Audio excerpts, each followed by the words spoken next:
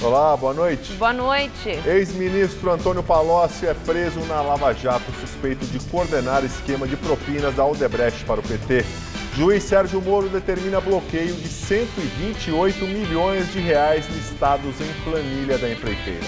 Polícia Federal afirma que ex-ministro Guido Mantega também participou da corrupção com 50 milhões de reais. E pesquisa Ibope mostra João Dória e Celso Russomano empatados tecnicamente no primeiro lugar aqui em São Paulo. Você acompanha essas e outras notícias após o intervalo. Até já! Aqui eu aprendi tudo sobre a vegetação do Centro-Oeste. Aqui eu aprendi que a área de um triângulo equilátero é a base vezes a altura dividida por 2. Aqui eu entendi como funciona a força centrípeta.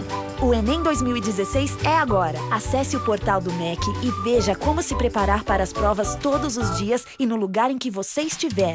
E baixe o aplicativo Enem para ficar por dentro de todas as etapas e atualizações do exame. Ministério da Educação, Governo Federal, Ordem e Progresso.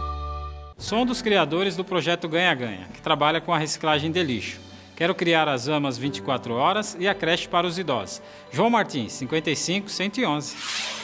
Sou a favor da melhoria das condições de trabalho e renda do pessoal da construção civil e a favor dos criadores de pássaros em cativeiros legalizados. Zé Luiz, 55-222. São Paulo será uma cidade muito melhor para se viver. Vote nos vereadores do PMDB e PSD. Vote no 15. No Todo Seu dessa segunda, nós vamos falar sobre estereótipos. Não perca. Nas ruas, quando eu digo que abrimos 400 creches, muita gente duvida. Mas é verdade. No nosso site, hadadsp.com.br, você pode conferir um mapa das creches de São Paulo. São 400 e basta seguir esse ritmo para, em 2 anos, zerar a fila das creches. Isso não é nenhuma promessa de campanha, não. É um trabalho que já existe e não pode parar. Ele de novo, mais uma vez, eu quero mais. Conheça tudo sobre a impecável gastronomia africana no Todo Seu dessa segunda. 45 eu também sou. O João trabalhador, 45 digitou. O João trabalhador, 45 anotou. É João trabalhador, 45 decorou. É João trabalhador, 45 confirmou. O João trabalhador, 45 acelerou. Com João trabalhador.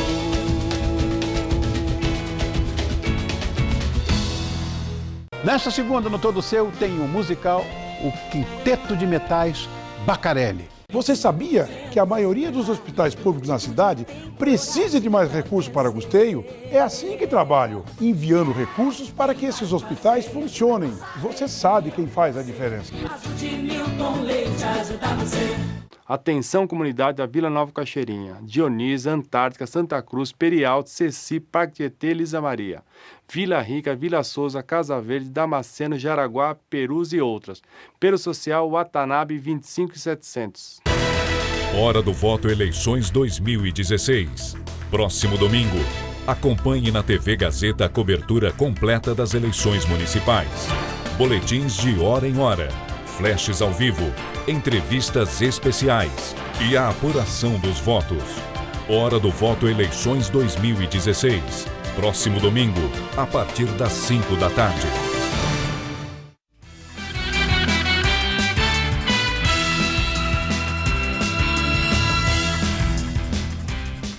Pesquisa Ibope divulgada hoje mostra João Dória e Celso Russomano empatados tecnicamente no primeiro lugar, considerando a margem de erro de 3 pontos percentuais.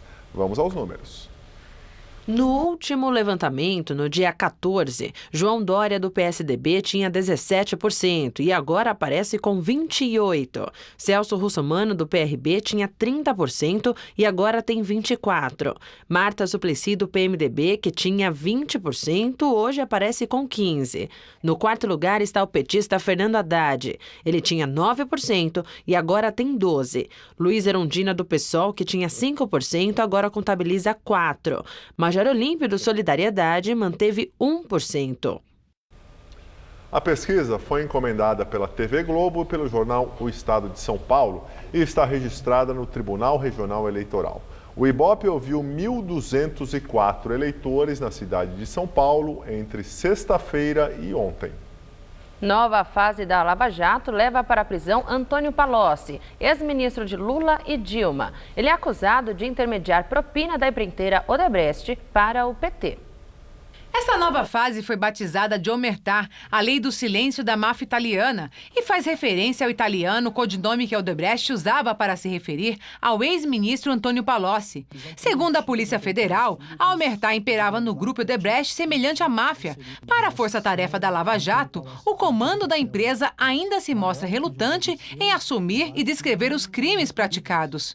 O codinome italiano associado a Palocci apareceu numa planilha apreendida no setor de operações estruturadas da empreiteira.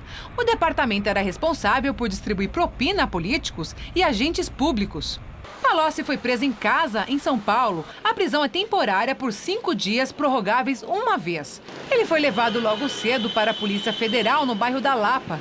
Além de Palocci, foram presos 2 assessores do ex-ministro. Branislav Contic, que atuou como assessor na campanha do petista em 2006, e Juscelino Antônio Dourado, ex-secretário da Casa Civil. De acordo com a Lava Jato, eles teriam intermediado encontros e recebimentos de propina pelo ex-ministro. Os 3 chegaram a Curitiba por volta das 2h30 da tarde. A Lava Jato investiga a relação de Palocci com a maior empreiteira do país, a Odebrecht. Antônio Palocci foi ministro da Fazenda de Lula e da Casa Civil de Dilma Rousseff. Ele é acusado de defender interesses da empreiteira desde a obtenção de contratos com a Petrobras relativos às sondas do pré-sal, a medida provisória destinada a conceder benefícios tributários ao grupo econômico Odebrecht, e a concessão de financiamento de obras do BNDES no exterior, principalmente em países da África. Outro fato de interferência de Antônio Palocci Filho que se constatou na investigação foi a tentativa da Odebrecht de buscar a Antônio Palocci Filho seu apoio para que aumentasse a linha de crédito em 2010 do BNDES para Angola. A Odebrecht, em serviços exportados para Angola, que foram pagos com valores do BNDES, tem, não só em 2010, valores total, mais de 3 bilhões de dólares em serviços exportados para Angola e pagos com recursos do BNDES. São e-mails em junho de 2010 que revelam que a linha de crédito que se pretendia conceder àquele país era de 700 milhões de dólares, mas, até por influência dos dirigentes de Angola, pelo que consta na mensagem, e pelos interesses da própria empresa, desejava-se aumentar aquela linha para 1,2 bilhões de dólares. E Marcelo expressamente considerou se não seria caso de se buscar apoio a italiano, no caso, Antônio Palocci Filho, para que aquele valor fosse aumentado de forma a gerar benefícios ao seu grupo político. Foram verificados quase 30 encontros pessoais entre o senhor Antônio Palocci e executivos da empresa para tratar desses assuntos.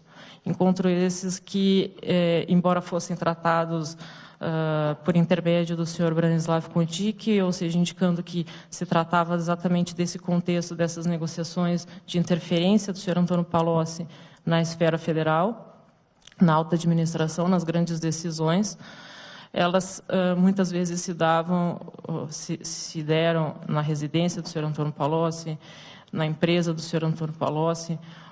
De acordo com as investigações, há indícios de que Palocci recebia propina da empresa entre 2006 e o final de 2013. O petista deixou o governo Dilma em 2011. Segundo a Polícia Federal, Palocci tinha uma conta corrente de propinas com a empreiteira. Conforme planilha, a Lava Jato identificou que entre 2008 e o final de 2013 foram pagos mais de 128 milhões ao PT e aos seus agentes, incluindo Palocci.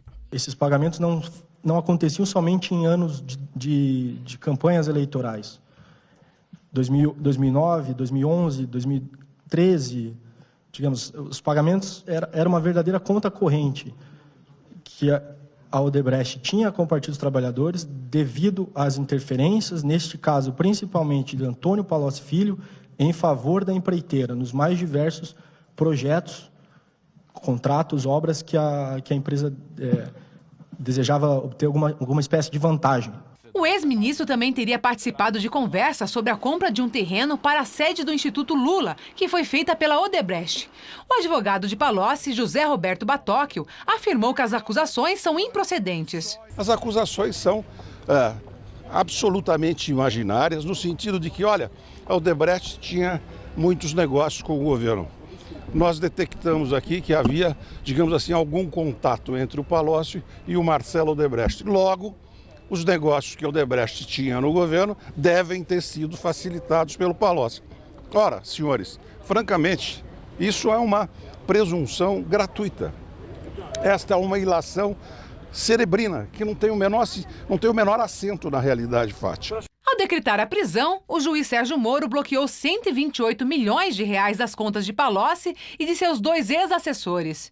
Em relação a Antônio Palocci Filho ter um papel maior que José Dirceu, eu acho que não restam dúvidas. Sobretudo depois da condenação de José Dirceu no Mensalão e pelos cargos que Antônio Palocci Filho, de relevo, ele sempre ocupou e como interlocutor do governo federal até mesmo após ele ter deixado o cargo de ministro da Casa Civil. Segundo o Ministério Público Federal, há indícios de ligação do ex-presidente Lula com um terreno comprado pela Odebrecht aqui em São Paulo, supostamente para a instalação de uma nova sede do Instituto Lula em 2010. Na época, Lula exercia o 2º mandato como presidente da República. O imóvel fica numa esquina da Avenida Rubem Berta, na Vila Clementino. Segundo a investigação, foi Antônio Palocci que teria acertado a compra do imóvel. E para isso, o ex-ministro teria recebido documentos encaminhados por e-mail por Marcelo Odebrecht, o dono da empreiteira, em mensagens com os títulos Prédio do Instituto, Prédio Institucional e uma planilha com o nome Edifício. O repasse de 12 milhões de reais, que seria o valor do negócio, aparece apontado na planilha apreendida na Odebrecht, vinculado às letras IL, que para os investigadores seria Instituto Lula.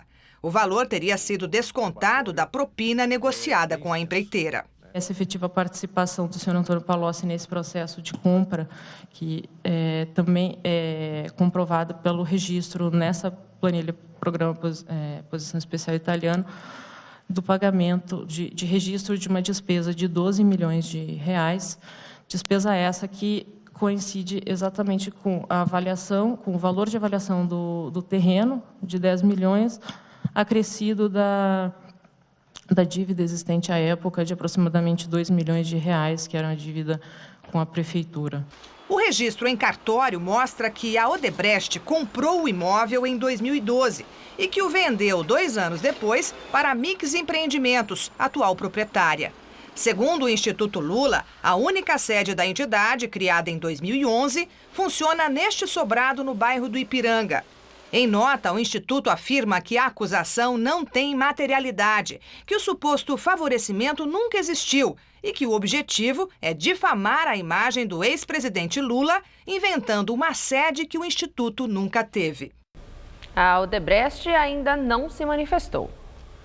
O ministro da Justiça, Alexandre de Moraes, nega que tenha sido informado com antecedência sobre a ordem de prisão de Antônio Palocci. E ele afirma que só ficou sabendo da Operação Omertá hoje cedo, quando já havia sido deflagrada. O ministro esteve ontem em um comício do PSDB em Ribeirão Preto e falou sobre a Operação Lava Jato. Durante uma conversa informal com eleitores de Ribeirão Preto, Alexandre de Moraes disse que esta semana haveria mais novidades na Operação Lava Jato. Por favor, pode ficar sossegado. Pode chegar em apoio total ao Lava Jato. Tanto que falam e que você vê. Sexta teve, quinta teve uma, sexta tem outra, teve outra, essa semana vai ter mais. Coisa boa, podem ficar tranquilos.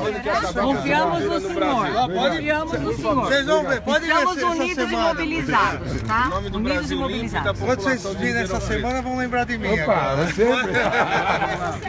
Essa conversa levou a oposição ao governo Michel Temer a acusar Alexandre de Moraes de se referir a Palocci, já que Ribeirão Preto é a terra natal do ex-ministro.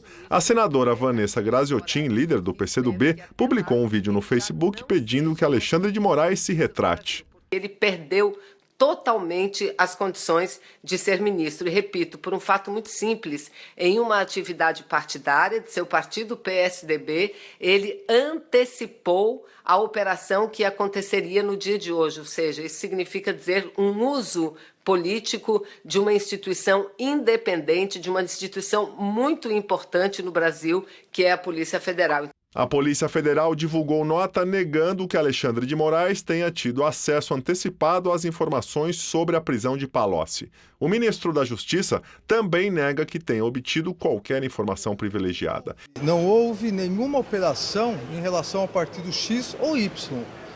Houve operações com ordem judicial em relação a pessoas que vêm sendo investigadas e, em virtude disso, acabaram, segundo tanto o Ministério Público Federal quanto o juiz Sérgio Moro, acabaram estando presentes indícios de autoria e provas de materialidade que permitem, seja prisão temporária, seja busca e apreensão.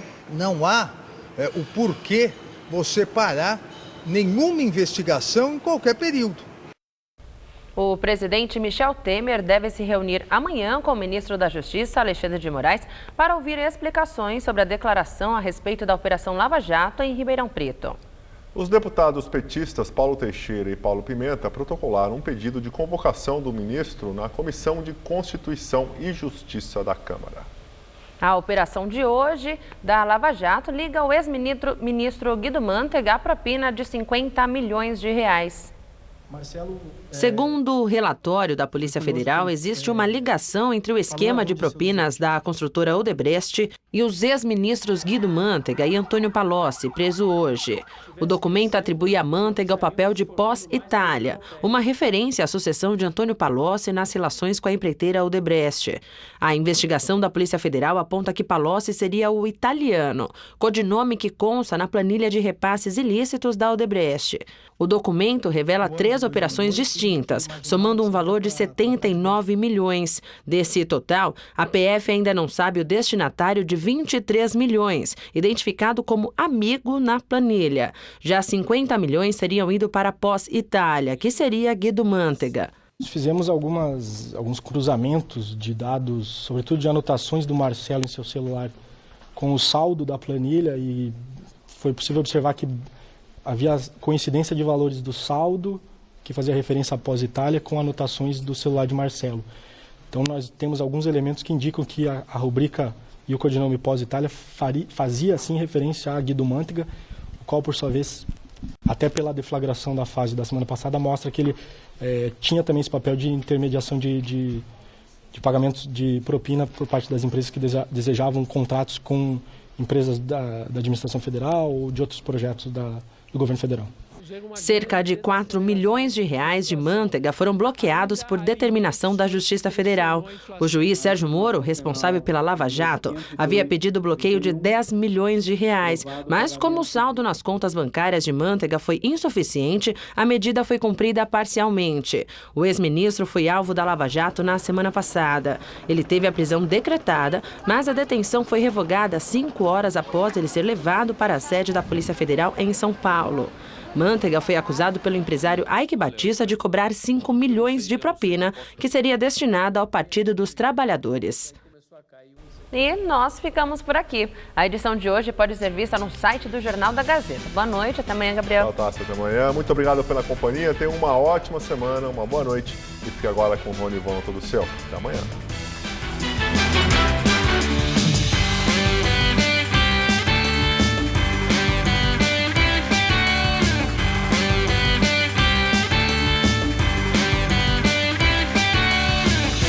Matérias especiais e comentários do universo esportivo você confere no Gazeta Esportiva, nesta terça, 6 da tarde.